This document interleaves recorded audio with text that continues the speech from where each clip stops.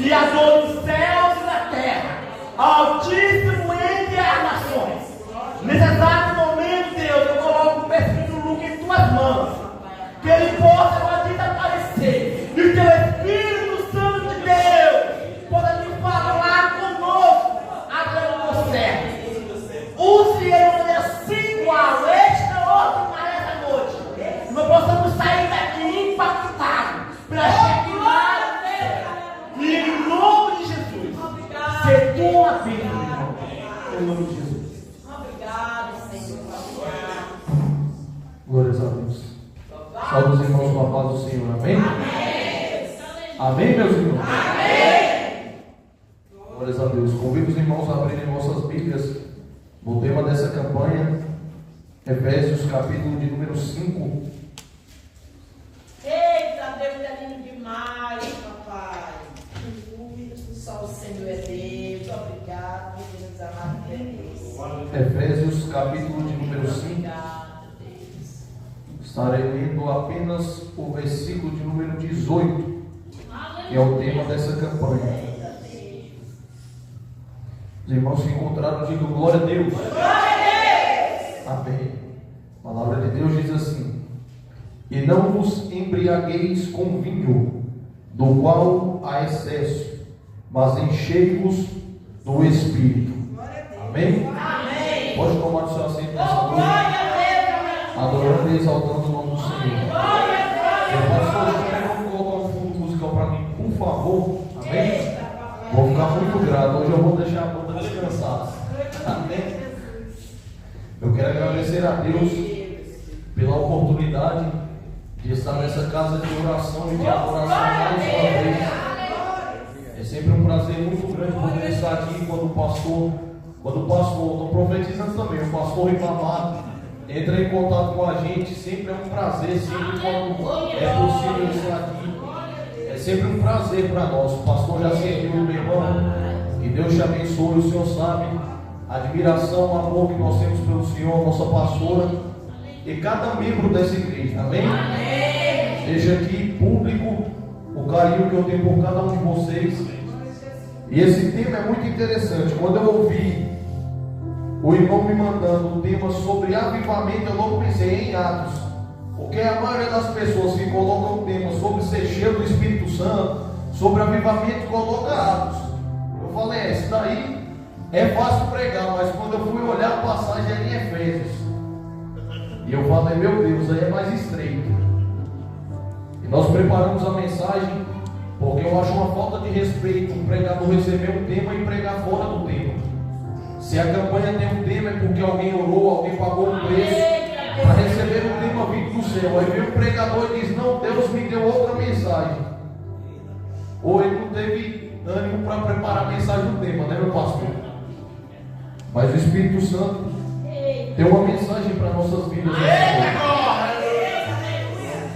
Nós sabemos que a igreja de Éfeso é uma igreja que foi aberta por um dos maiores missionários, a qual a Bíblia vai citar o nome. Nós sabemos que era um homem sanguinário antes de se encontrar com Jesus. Mas Jesus é especialista em trabalhar com os improváveis. Porque nós sabemos que a Bíblia vai nos dizer que antes de se encontrar com Jesus no meio do caminho, a Bíblia vai dizer que Saulo era um perseguidor de cristãos. Mas o que chama a minha atenção é que o livro de Atos dos Apóstolos vai iniciar falando sobre um homem chamado Gamaliel. Era um mestre da lei daquela época. E a Bíblia vai dizer que Saulo se assentava aos pés de Gamaliel para aprender sobre as leis. E um dia alguém pergunta para Gamaliel, Gamaliel, o que você tem a dizer sobre esse povo que tem se levantado, pregando um Cristo, dizendo que ele é verdadeiro, que a palavra dele é real? O que você tem a dizer? Nós podemos perseguir esse povo, nós podemos matar esse povo. Gamaliel vai olhar para quem o perguntava e vai dizer, olha, outros homens já se levantaram com obras de homens. E me diga, algum deles prosseguiu? Eles disseram não. Ele disse, então eu tenho uma coisa para dizer a vocês. Se esse Cristo que esses homens pregam for verdadeiro, não é bom que nós nos coloquemos contra eles. Porque se esse Cristo for verdadeiro, nós não estaremos lutando contra homens, nós estaremos nos colocando em guerra contra Deus. Gamaliel, o mestre da lei, um homem que tinha uma sabedoria tremenda, ele já veio avisando para Paulo: não luta contra esse povo. Se for do homem, não vai para frente, mas se for de Deus, ainda tem que se coloca contra Deus. Mas Saulo vai crescer, um jovem que tinha conhecimento das leis, de uma família rica, uma sabedoria que poucos tinham naquela época. Saulo começa a se destacar, e agora ele vai começar a perseguir os cristãos, porque na mente de Saulo, aquilo era uma seita, aquilo era uma heresia. Ele seguia as leis, ele estudava as leis, e para eles, o Cristo ainda viria. Eles não acreditavam que o Cristo já havia descido na terra. Mas só que o que Gamaliel disse era mais pura verdade. Saulo está perseguindo cristãos, Saulo está matando cristãos, e o dono da igreja está observando. Eu quero te dizer uma coisa: Deus contempla tudo que você passa. Tem muita gente que abre a boca e diz: eu estou passando por essa dificuldade e eu acho que eu não vou sair dela nunca. Eu estou passando por essa aflição e eu acho que isso nunca vai passar. Mas tenha convicção de uma coisa: os olhos do Senhor são como chama de fogo. Não tem nada que passe em oculto pelos olhos do Deus que nós servimos. Aleluia. Isso é uma certeza que nós temos. E Paulo está perseguindo, Saulo está matando, Saulo está pegando cartas para ir matar. Mas só que nós temos convicção de uma coisa: o homem só vai até onde Deus permita que ele vá.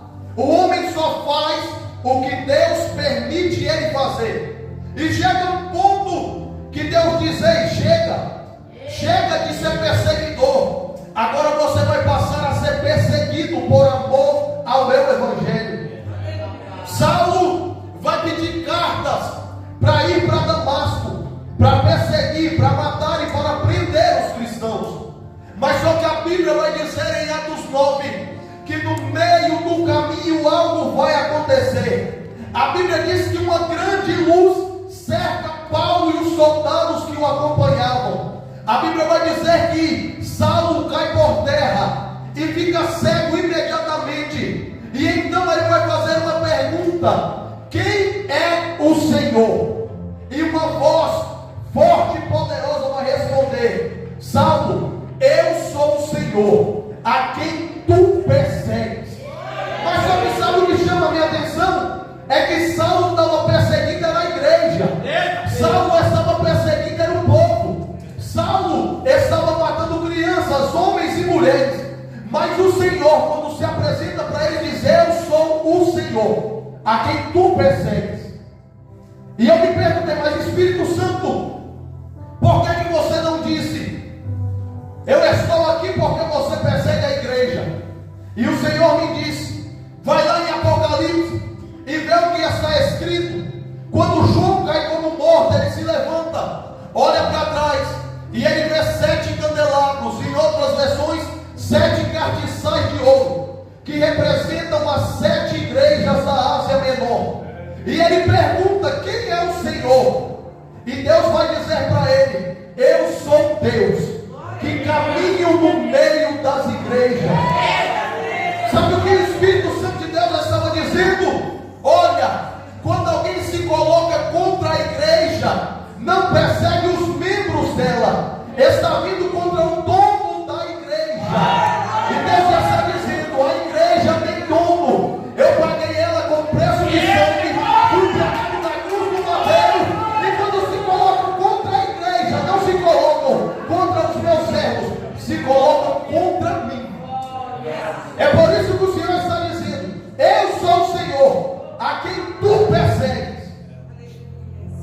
E agora o Senhor vai dar uma ordem para Saulo. Continua a viagem. Entra em Damasco. Vai à rua à direita, na casa de Judas, e ele vai te hospedar lá. Agora chega na cidade, o perseguidor. Está todo mundo olhando, todo mundo com medo, todo mundo perturbado. Mas aquele que perseguia não enxerga, está cego, está precisando de alguém para guiar ele. Agora ele vai entrar na casa de Judas, vai ficar ali 3 dias. E depois de 3 dias, tem um homem chamado Ananias, orando, falando com Deus. Aí o Espírito de Deus se revela para esse homem e dá uma ordem para ele.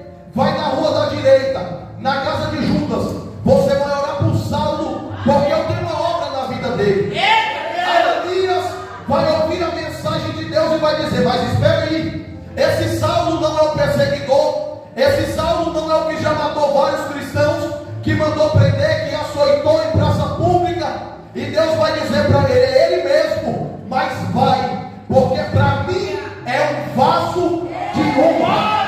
O que chama a minha atenção no amor de Deus é que ele tira alguém que está sendo usado pelo diabo como cavalo e chama para sua gloriosa luz, e ainda diz que tem uma grande obra na vida dessa pessoa. Eu quero te perguntar uma coisa: muitas das vezes nós olhamos para Saulo e dizemos: mas quantos crentes ele não matou? Olha como ele perseguiu a igreja. Eu quero te fazer uma pergunta: quem era você antes da maravilhosa luz de Cristo chegar na tua vida? Quem era você antes de Jesus olhar para você e dizer: vai, porque para mim é um vaso de honra? Outrora nós também estávamos nas trevas, outrora nós também estávamos no pecado, mas o que chama a minha atenção é que quando Deus olha e diz: vai, porque para mim é um vaso de honra, Ananias tem que obedecer, Ananias tem que ir. E o que chama a minha atenção é que quando a luz de Cristo chega, o pecado vai embora, a mentira vai embora, a prostituição vai embora. Aquele que era perseguidor, falei, agora eu quero ser perseguido por amor ao Evangelho de Cristo. É assim que Deus faz. Agora Ananias vai chegar até a casa de Judas.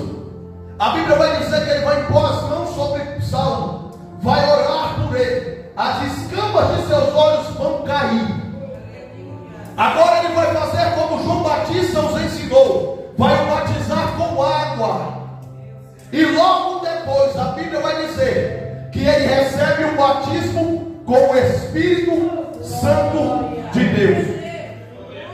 Sabe por que logo ele recebe o batismo? Porque Deus tinha pressa em usar. E não tem como um ministério iniciar e dar certo se o início dele não for marcado com fogo. Eu lembro como se fosse hoje, quando eu fui começar a pregar a palavra de Deus, lá no nosso templo sede, um irmão veio até mim, colocou a mão na minha cabeça e disse: tenho eu uma grande obra na tua vida, vou te levar em vários lugares, mas para eu cumprir o que tenho para fazer na tua vida, é necessário que o teu ministério primeiro seja marcado com o fogo do Espírito Santo de Deus. Naquele dia recebi o batismo com o Espírito Santo, e ali começou o ministério de Deus na minha vida. Não tem como o ministério dar certo se o início dele não for marcado com o fogo do Espírito. É por isso que quando Saulo é batizado com água, o Espírito Santo batiza com fogo. E dali em diante, ele começa a pregar a palavra de Deus. Ele começa a sofrer por amor ao Evangelho de Cristo. E a Bíblia vai dizer, as histórias vão dizer, que 52 anos depois de Cristo, Saulo vai para a sua segunda viagem missionária. Agora já com o seu outro nome. Alguns costumam dizer, ele teve o nome mudado, não. Só acrescentaram mais um nome. Assim como ele era chamado de Saulo, também era chamado por Paulo. A diferença é que um nome grego e outro romano. Quando ele precisava usar Saulo, o grande ele usava. E quando ele precisava usar Paulo, o pequeno ele também usava. Porque existem ocasiões que nós somos, que é necessário nós usarmos Saulo, mas tem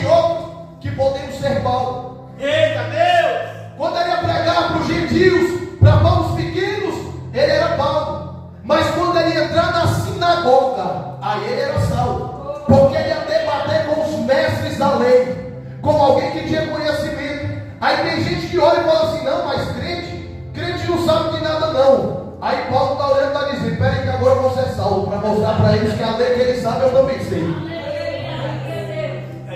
Porque nós temos que estar preparados para todas as ocasiões que virão até nós. A Bíblia vai dizer que vai ter hora que é necessário nós nos passarmos por loucos para ganhar os loucos. Mas tem hora que é necessário nos passarmos por doutores para ganhar os doutores. Nós temos que estar preparados para fazer a obra do Senhor. E esse homem, em sua segunda viagem missionária, ele vai até a igreja de Éfeso, vai chegar lá, vai pregar a palavra de Deus na sinagoga, e a palavra de Deus vai dizer que eles receberam com afeto a palavra de Paulo. Muitos se converteram, e agora eles estão dizendo: Paulo, fica mais um pouco, fica aqui em Éfeso. Mas Paulo não podia ficar, porque ele tinha mais viagens para fazer, ele tinha mais lugares para pregar, ele tinha mais cidades para alcançar com o Evangelho de Cristo. Mas só que a Bíblia vai dizer que junto com Paulo tinha um casal de missionários chamado Átila, o marido, e Priscila, a esposa. Paulo está dizendo: eu não posso ficar, mas vou deixar esse casal. Eles vão abrir a igreja aqui em Éfeso. Agora abre-se uma igreja em Éfeso, uma cidade da Turquia, aonde o povo era bem financeiramente, era uma grande cidade, uma das capitais.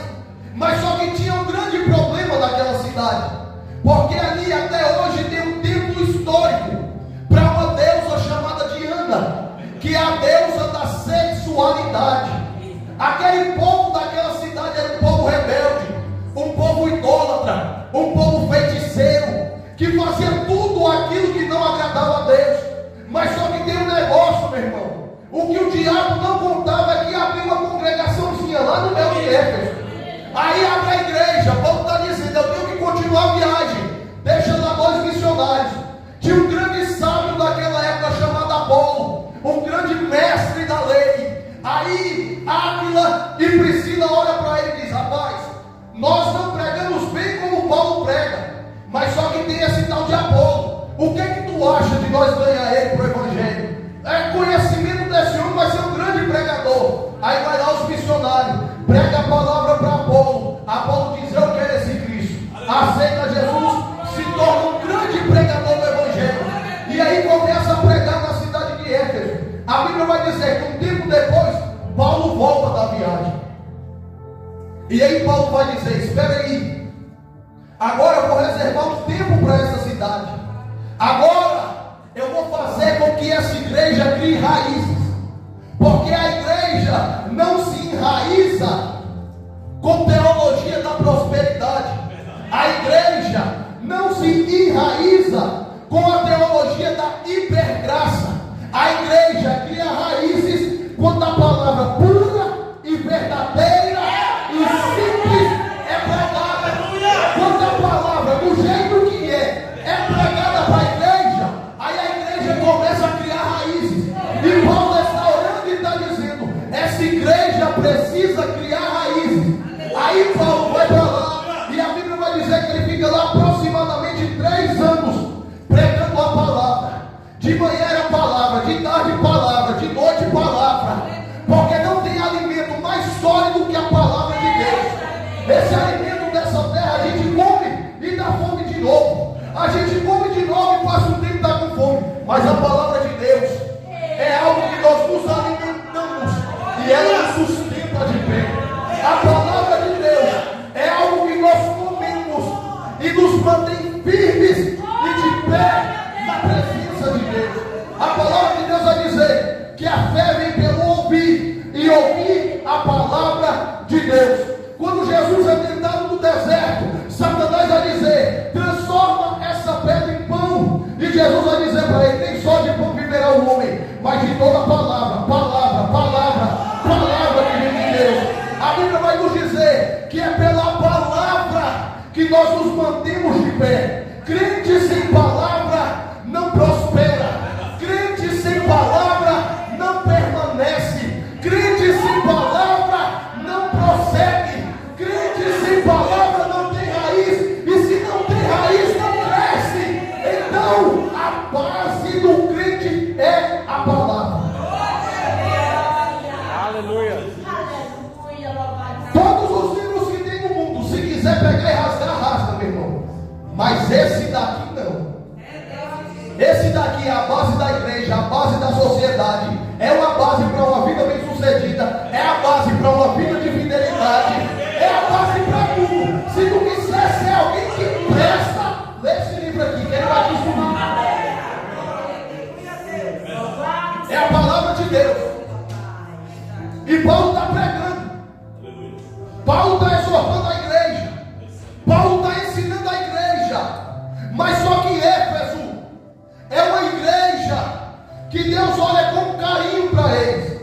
Porque, como eu disse, era muito difícil ser um cristão daquela cidade. Uma cidade onde tinha sexo explícito. Uma cidade onde eles adoravam a uma deusa da sexualidade. Um povo pagão, um povo feiticeiro. Mas só que a Bíblia vai dizer que quando Paulo começa a pregar a palavra, começa a mudar a cidade. O negócio começa a virar de cabeça para baixo. A Bíblia vai dizer que vem um grande avivamento sobre Éfeso. E os feiticeiros começam a pegar os livros de feitiçaria, levar na praça e queimar e dizer: eu não quero mais a feitiçaria, eu quero o Cristo que Paulo tem. Os idólatras começaram a pegar os ídolos, levar na praça pública, quebrar e queimar e dizer: isso aqui agora eu sei que é de barro, eu quero o Deus que é vivo, eu quero o Deus que não prega. Aquele povo que adorava o corpo, a sexualidade, eles estão chegando e dizendo: ei, eu não quero mais usar o meu corpo para o que é errado, eu quero ser templo do Espírito Santo de Deus, eu quero mudar, porque a verdadeira palavra pregada, ela traz mudança. Mas só que aí começa a incomodar muita gente, porque naquela época a maior renda daquela cidade eram os ídolos, eram os deuses de barro, eram os livros de feitiçaria, era o que fazia o capital daquela cidade girar. E agora o povo não quer mais ser feiticeiro, quer ser crente. O povo não quer mais ser prostituto, quer ser templo do Espírito. E aí a renda da cidade começa a quebrar. Aí eles começam a olhar para Paulo e dizer: rapaz, isso não está dando certo. Aí eles começam a querer criar alvoroço para parar a obra de Deus naquela cidade. Paulo vai pregar em 3 anos e vai embora. Vai continuar a obra. A igreja foi fundada 52 depois de Cristo. Mas lá para o ano 60 a 63 depois de Cristo, Paulo está preso em Roma.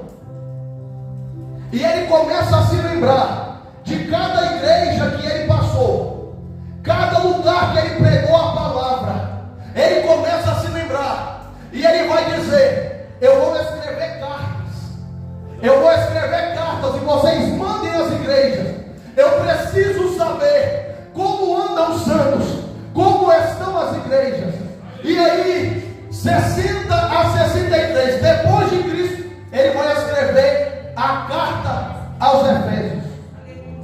E o capítulo de número 5 vai dizer dessa maneira: sede, pois, seguidores de Deus, como filhos queridos, e andai em amor, como também Cristo nos amou, e se entregou a si mesmo por nós, em oferta e sacrifício a Deus, em cheio suave.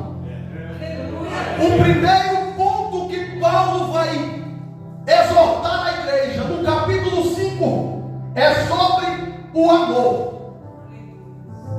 Porque a Bíblia vai dizer em Mateus 24, versículo 12 e 13 dessa maneira: e por se multiplicar a iniquidade, o amor de muitos se esfriará, mas quem perseverar até o fim, esse será salvo. Paulo está exortando a igreja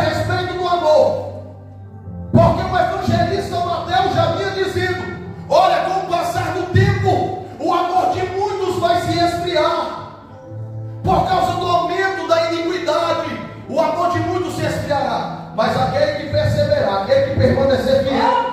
Então Paulo começa escrevendo no capítulo 5 para a igreja dizendo: olha, não deixe o amor se esfriar no meio de vocês. Porque um dos maiores frutos de uma igreja cheia do Espírito é quando ela demonstra o amor que ela tem. Uma igreja que tem o Espírito Santo de Deus, ela ama evangelizar, ela ama levantar quem está caído, ela ama ajudar quem está fraco, ela ama estender a mão para o irmão. Um dos maiores pontos de uma igreja que é cheia do Espírito é o amor. E Paulo está dizendo: olha, não se esqueçam do amor. Mas só que ele vai seguir dizendo: mas a fornicação e toda impureza ou avareza nem ainda se nomeie entre vós, como convém a santos, nem imundícia, nem conversas tolas, nem gracejos, que não convém, mas antes ação de graça. Sabe o que o apóstolo Paulo está dizendo? Que não tem como a igreja conviver com o pecado. Ele está dizendo: o primeiro ponto é o amor, porque uma igreja que não ama não é igreja. Mas o segundo ponto, não adianta amar a obra de Deus e amar também ao pecado. Não tem como uma igreja que quer se firmar na rocha adorar a Deus e adorar a Baal. Está na luz e está nas trevas. Ele está dizendo: para a igreja ser bem sucedida, a igreja precisa andar na luz. E ele está dizendo: olha, e ao invés de se contaminar com o pecado, em tudo dai graça. E sabe o que ele está dizendo? Dai graça. Ele está falando: quando pensar em pecar, olhe para a cruz de Cristo. Porque se todas as vezes que nós pensássemos em pecar, nós lembrássemos da cruz, eu duvido se nós pecaríamos. Ele está dizendo: ao invés de pecar, faça culto de ação de graça. Senhor, é por causa da tua cruz que hoje eu tenho o direito de ser salvo. É por causa da tua cruz que hoje eu tenho o direito de estar aqui nessa igreja do Novo Cama, para adorar, exaltar e engrandecer o teu santo nome. É por causa do teu sangue da cruz que os meus pecados foram lavados e hoje eu sou chamado filho de Deus. É por causa da cruz. Glória a Deus. E sabe o que chama a minha atenção? É que Paulo está dizendo que não tem como a igreja conviver com o pecado, mas antes sim de fazer ação de graça, se lembrar do sacrifício de Cristo na cruz. Gálatas 6,14 vai dizer: mas longe de mim gloriar-me, senão na cruz do nosso Senhor Jesus Cristo, pela qual o mundo está crucificado para mim e eu para o mundo. Olha o que o apóstolo Paulo está dizendo: é por causa da cruz dele que eu tenho o direito de ser o que sou hoje. Paulo está dizendo: ai de mim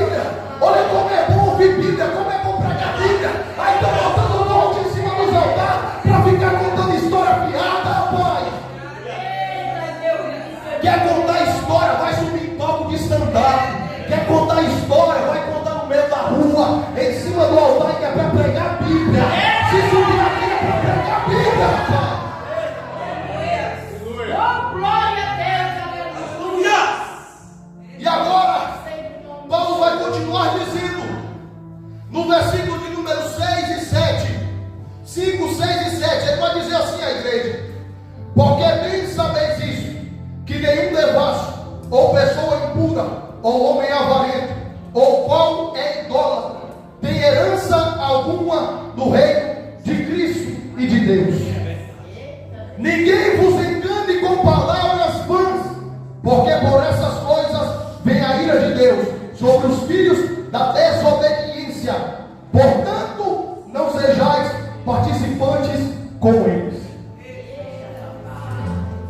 Sabe o que Paulo está dizendo agora? Já exortei vocês sobre o amor, já exortei contra o pecado, mas não adianta nada vocês não pecarem e andar junto com quem peca.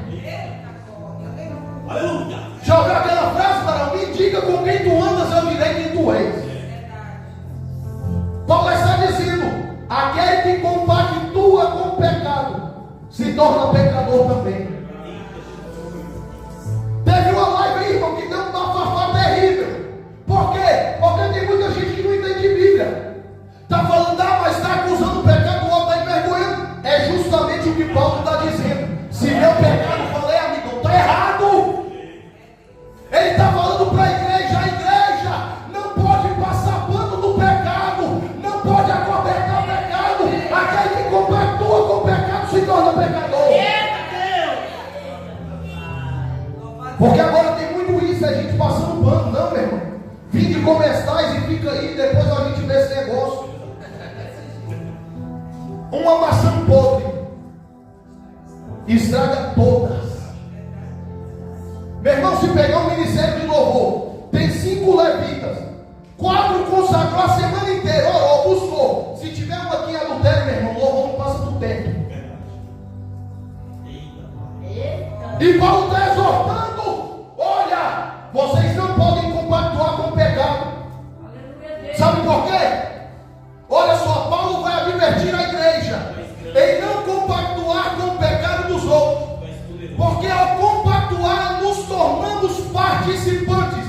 Olha o que Tiago 4,4 vai dizer: infiéis, não sabeis que a amizade do mundo é inimizade contra Deus?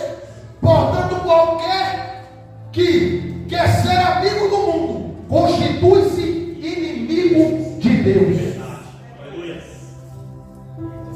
Tem muita gente que está dizendo: não, mas eu posso andar com ele, eu posso ir nos lugares que ele vai, eu posso fazer o que ele faz. Deus está dizendo: aquele que é amigo do mundo é inimigo de Deus. Sabe o que eu tenho visto muito hoje, meu irmão Ribamar? É uma geração de crentes que chamam o amigo para vir na igreja e ele diz: eu não vou. E esse crente fala: não, tudo bem, eu respeito. Aí o amigo lá do mundo fala: mas vamos ali uma festinha comigo. Aí o da igreja fala: bora. O ímpio não quer pisar onde tu pisa, mas tu está pisando onde o ímpio vai. Aquele que é amigo do mundo é inimigo de Deus. Mas Paulo está advertindo a igreja, porque uma igreja boa não é uma igreja que só tem cafuné na cabeça. Uma igreja boa e firme é uma igreja que sabe ouvir exortação.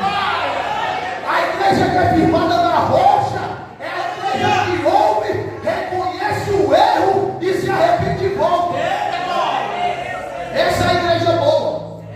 Hoje em dia, sabe por que está cheio de coach? Porque quando prega a Bíblia do jeito que ela é, a maioria dos membros quer ir embora da igreja. Falar essa palavra foi dura demais. Não é não, é tudo está muito mole. É desse jeito, irmãos. E Paulo está advertindo: olha, não sejam amigos do mundo. Meu irmão, tu quer evangelizar, tu quer ganhar alguém para Jesus? Vai lá, isso é missões, isso é obra de Deus. Só que tem um negócio: tu está chamando o caboclo para vir para a igreja, ele não vem, ele vai te chamar para ir numa baladinha, tu vai? Que exemplo que tu está dando para ele? Não, mas eu fui para ganhar ele para Jesus. Toma cuidado. Se ele não está vindo e tu está indo, é mais fácil ele te ganhar para o mundo do que tu ganhar ele para Jesus.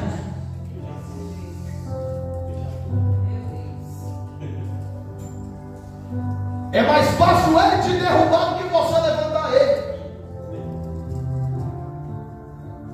Mas só que Paulo está advertindo: tome cuidado, olha com quem tu anda, Olha como que tu vê e passa o pano. Olha o que é que tu compactua.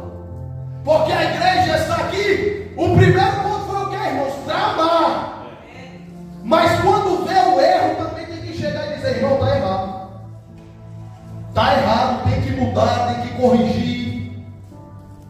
Meu irmão, aqui na igreja, pode entrar prostituta? Pode. Pode entrar ladrão? Pode. Pode entrar mentiroso? Pode. Pode entrar idólatra? Pode. Só que vai apertar, irmão. O grande problema é que nas igrejas tem entrado ladrão, prostituta, idólatra e tem pegado os microfones para falar. Quem entrar prostituta, entra, senta no banco, ouve a palavra, se converte, depois tu pega no microfone. Só que agora tem igreja aí que para dar ibope, a prostituta entra, pega no microfone e canta.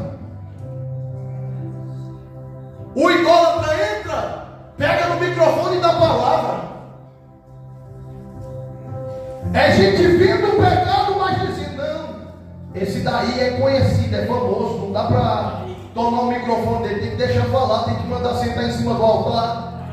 Mas Paulo estava advertido: não compactue com o pecado, porque senão tu está condenado junto. E agora, nos próximos versículos, do 8 ao 21, Paulo vai escrever alguns mandamentos à igreja, para que a igreja não se perca no caminho. Porque já viu, tem muita gente que começa tão bem, tem muita gente que começa com tanta velocidade, com tanto vigor, tem muita gente que começa correndo e dizendo: eu vou chegar até o final. Só que aí chega no meio da corrida, cansa, aí começa a andar, aí cansa de andar e para, quando vai ver está caído. Paulo está agora escrevendo alguns mandamentos para a igreja, para que a igreja possa entender qual é o caminho para se manter de pé até o final. Olha só o que Paulo vai escrever: porque no outro tempo erais trevas, mas agora sois luz no Senhor. Andai como filhos da luz. Aleluia. Paulo está dizendo: olha, antes de conhecer a verdade, vocês eram trevas, porque estavam nas trevas, andavam nas trevas. Mas só que a palavra de Cristo é como uma luz que ilumina os caminhos. Agora vocês foram iluminados pela palavra de Deus, pela cruz de Cristo. Então, se antes vocês eram trevas, esquece o antes, foque no agora, porque agora vocês são luz. Sabe o que o diabo mais faz, meu irmão? É procurar crente no passado. Sabe por quê? Porque hoje ele olha para você e diz: antes ele era treva, mas hoje ele é luz. Não tem como eu tocar nele. Não tem como eu ir até ele. Aí o que é que ele fica fazendo? Jogando o passado. Ah, mas era uma idólatra, era um prostituto, era um viciado, era um cachaceiro. Quem nunca se parou pensando nisso? Nós estamos fazendo a obra de Deus, mas paramos e ficamos pensando: meu Deus, mas eu já fiz tanta coisa ruim, eu já fiz tanta coisa que não presta, eu já fiz tanta coisa errada.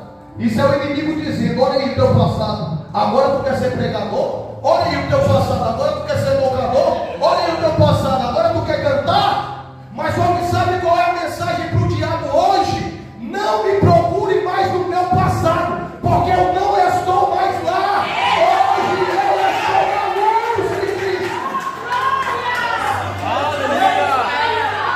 Paulo está dizendo: esqueça o seu passado. Antes vocês estavam nas trevas, mas hoje vocês estão na luz de Cristo.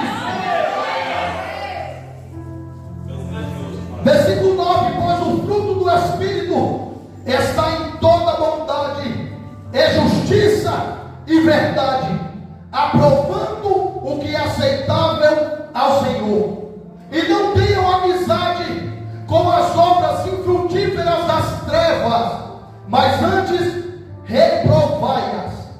Porque até falar dessas coisas que são feitas por eles em secreto é vergonha. Olha o que a Bíblia está dizendo. O que esse povo de Éfeso faz é tão feio que até falar disso é vergonha. Irmãos, a história dessa igreja, desse lugar, vai dizer que mulheres andavam nuas na rua. Vai dizer que sexos e orgias eram praticados à luz do sol, no meio da rua. Aí tu imagina, irmão, nós lutando para estar firme na fé, irmão. Sai da rua, tem uma mulher nua no meio da rua. Imagine para os cristãos daquela época. Mas Paulo está dizendo: olha, é vergonhoso até falar o que esse povo faz. Mas se vocês verem, reprovai-os. Isso é pecado. Isso é errado. Se converte, sai das trevas e vai para a luz de Cristo.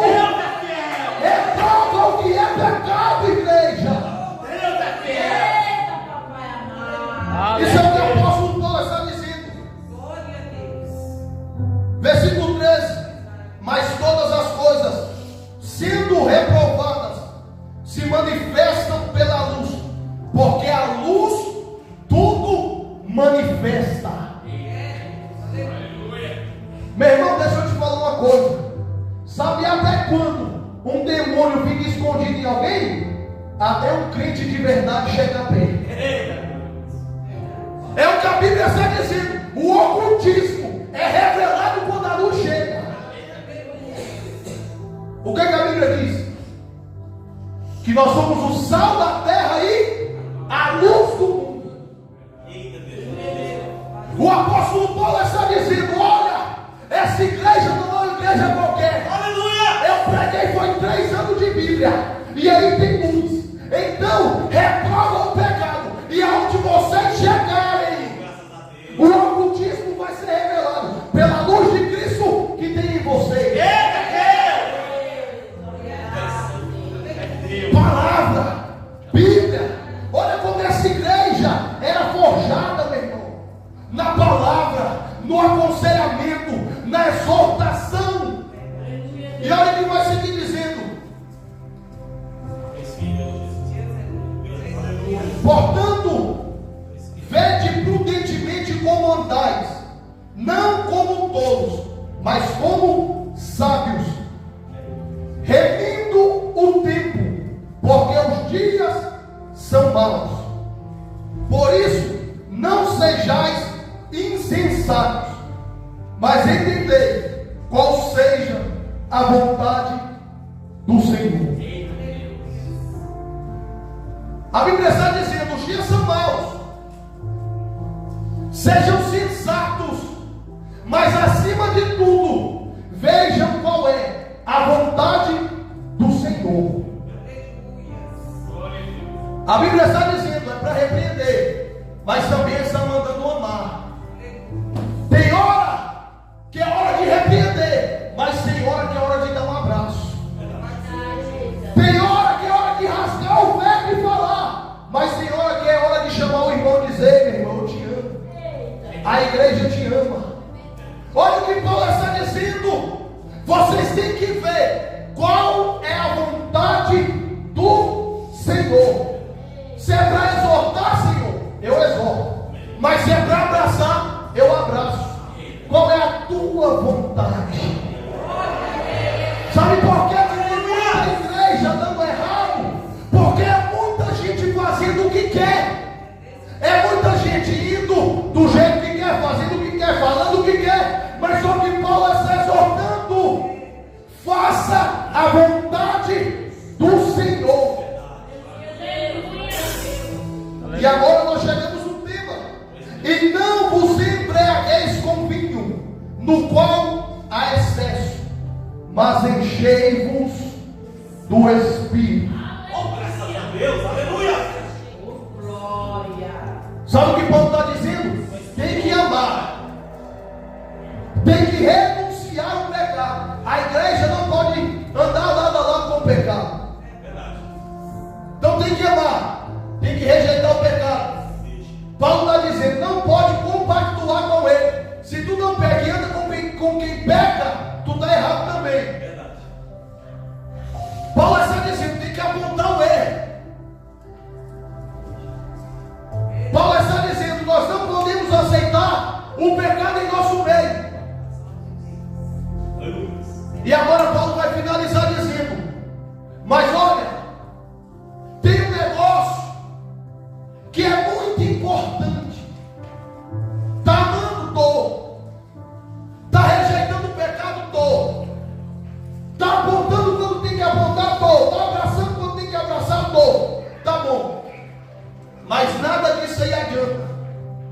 se não for cheio do Espírito.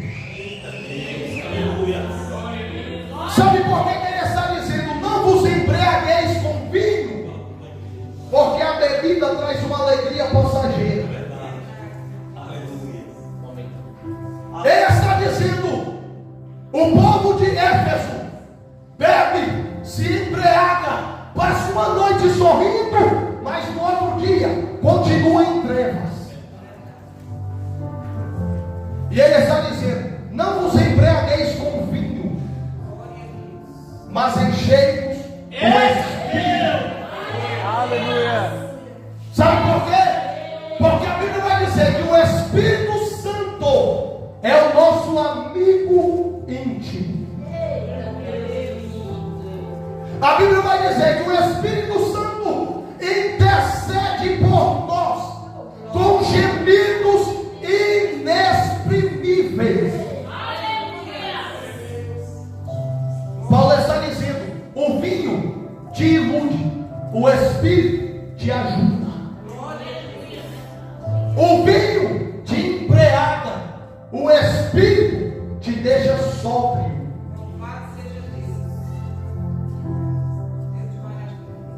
O vinho é passageiro, o Espírito Santo, Jesus está dizendo: estou voltando para o Pai, mas não vos deixarei órfãos, eu vos enviarei o Consolador, o Espírito Santo. Oh, graças a Deus. Ele está dizendo: estou indo para o Pai, mas estou mandando o Espírito Santo, e ele não vai estar com vocês em alguns momentos, é até a consumação dos séculos. O Espírito Santo é quem te ajuda quando todos viram as costas para você. O Espírito Santo é quem segura na tua mão quando você tropeça para cair. O Espírito Santo é quem colhe as tuas lágrimas naquele dia que você dobra o joelho e nem palavra para falar você tem, você só chora. Mas a Bíblia está dizendo: ele colhe as tuas lágrimas, e até o teu choro ele entende.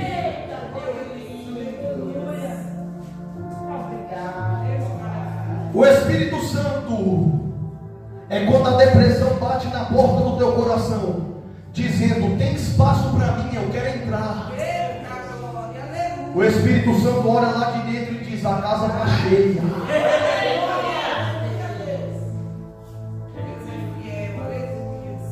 Esse é o Espírito Santo de Deus.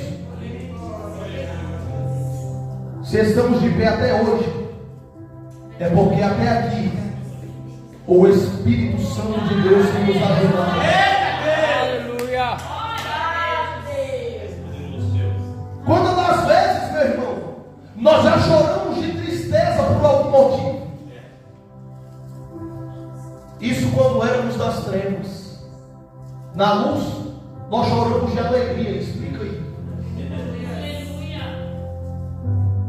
Tem hora que a glória dele toma a casa, e aí a gente vê que está chorando, a lágrima está escorrendo. Aí tem alguém perguntando: mas tu está chorando por quê? O que aconteceu de ruim? Tu diz nada. Isso aqui é de alegria. É por causa da presença dele. E a melhor notícia de todas é que ele está neste lugar nesta noite. Ele está nesta casa de adoração, de louvor. Aonde tem um servo de Deus, ali ele está.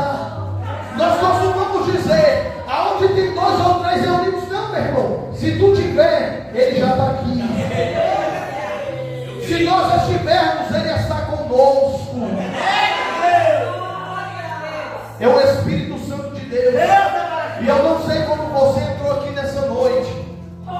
Eu não sei se a tristeza tem batido no teu coração. Eu não sei se o desânimo tem tentado fazer você parar. Mas só que o Espírito Santo de Deus manda te dizer que ele continua sendo o teu amigo íntimo. Ele continua sendo o teu consolador. E quando você pensar em parar, ele vai dizer: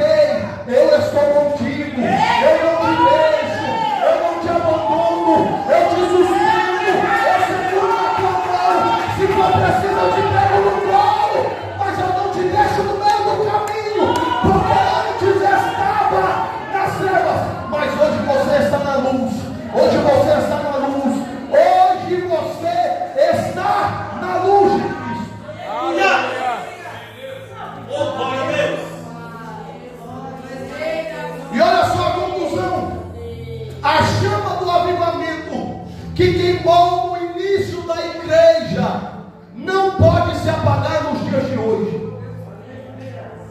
E por isso, em Apocalipse, tem uma repreensão à igreja de Éfeso.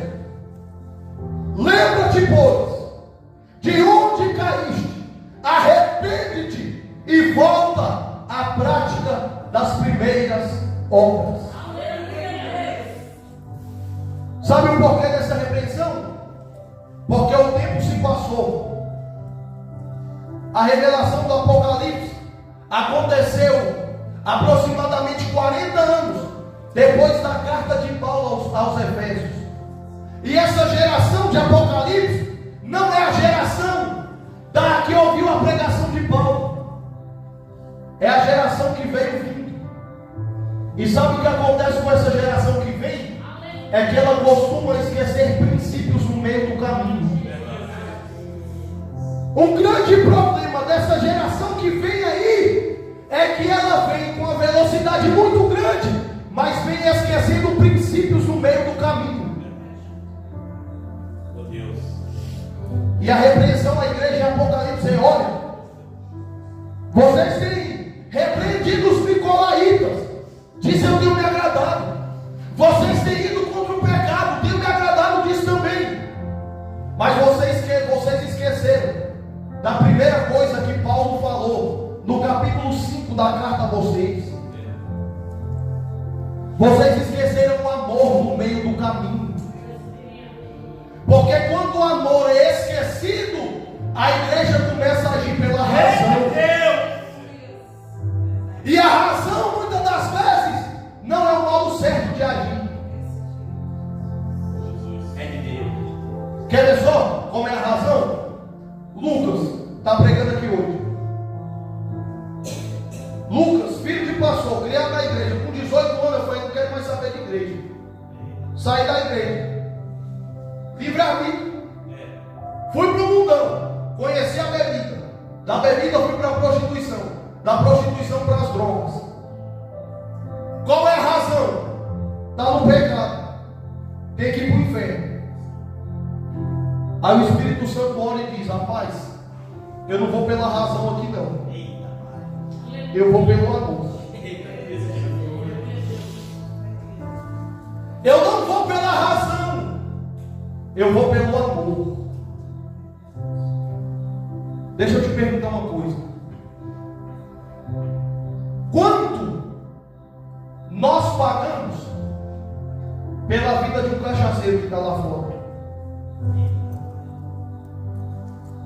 Quanto você tirou do teu bolso e pagou pela vida de uma prostituta que está lá se prostituindo agora?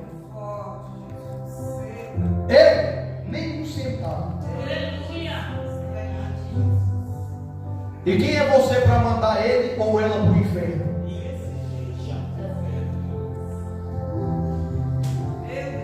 Se aquele que pagou o preço de sangue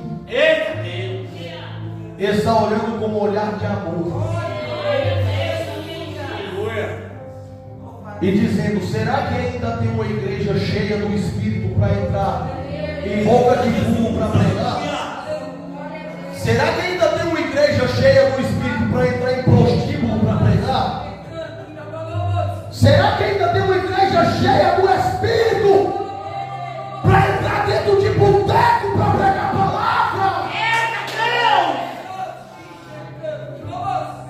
São Deus! Aleluia! Estou sentindo a presença de Deus neste lugar. E é como se o Espírito Santo de Deus falasse no meu ouvido: é tempo da igreja voltar a queimar com a primeira chama do Evangelho. É tempo de lembrar de onde caiu e voltar às primeiras obras. Porque na caminhada da igreja parece que nós lembramos de tudo, mas esquecemos o amor no meio do caminho. Mas Deus vai levantar uma geração. Meus irmãos, nós vamos ver jovem entrando no boteco, não é para beber não, é para pregar a palavra. Nós vamos ver senhores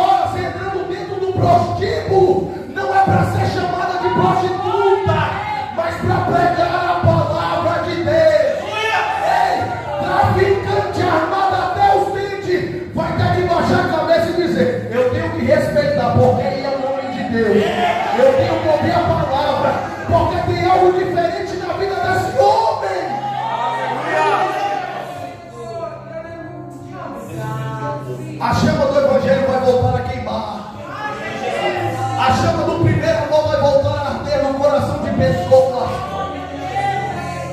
Lembra de onde tu caíste e volta. Volta. Vou te dar um exemplo. Nós estamos em uma BR. O carro está na reserva. Nós passamos por um posto e não paramos.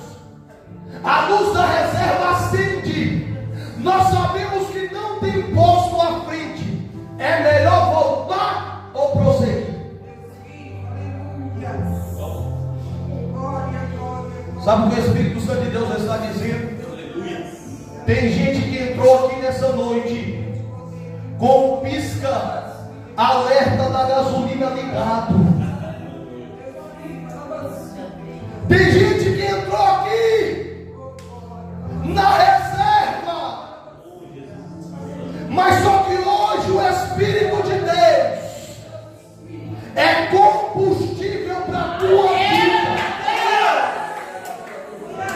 O diabo pensou que tu ia parar. O diabo pensou que o teu combustível ia acabar no meio do caminho. Mas Deus já está te dizendo hoje: volta, volta. Eu sou combustível para a tua vida e para a tua história. Você não vai parar no meio do caminho. Aleluia! Eu te convido a ficar de pé neste momento. Você que reconhece que hoje entrou aqui na reserva, eu te convido para vir aqui na frente nessa noite. O tanque do carro ele tem um limite. Quando ele enche, ele apita. A bomba dele trava. Mas só que a presença de Deus ela é sobrenatural. Se tiver alguém que queira transportar nessa noite, ele vai transportar. Porque tem vaso que escolhe ser só cheio, mas tem outros que escolhem transportar na presença de Deus. Você que deseja nessa noite, eu quero transportar. Eu quero ser cheio. Eu quero sair dessa reserva. Eu quero parar de ouvir essas vozes que me acusam, que tentam me colocar para trás. Vem aqui na frente. Essa noite é uma noite especial, a qual o Espírito Santo de Deus marcou um encontro com nós. Você que realmente deseja ser cheio do Espírito, feche os teus olhos neste momento. Feche os teus olhos neste momento. Comece a falar com Deus. Comece a falar com o Espírito Santo.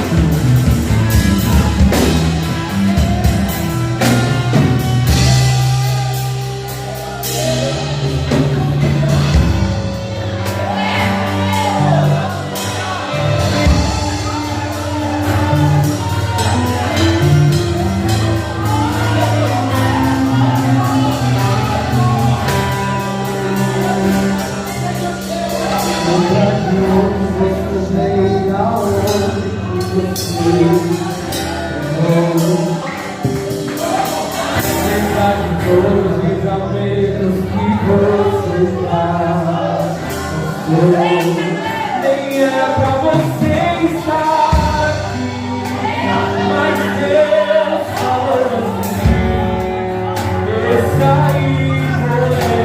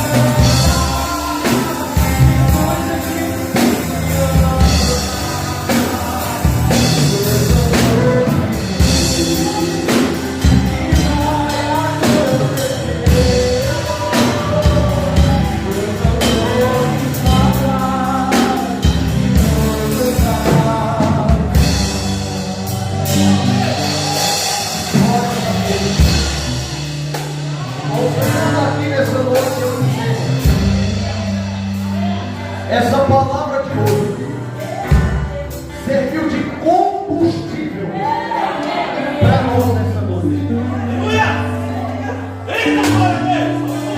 Isso daqui é um ato profético.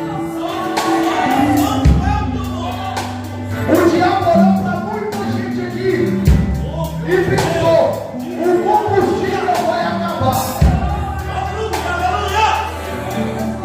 O inimigo olhou para muitas vidas aqui e pensou: vai parar no meio do caminho. Mas só que nós vamos recado para o diabo. O combustível que Deus nos entregou nessa noite, tu que entrou aqui pensando em parar, vai sair daqui dessa noite cantando primeiro. Vai sair daqui dessa noite querendo fazer a obra de Deus, porque hoje Deus vai fazer para você fazer aquilo que Deus fez na tua vida. Eu desejo uma rica oportunidade em nome de Jesus.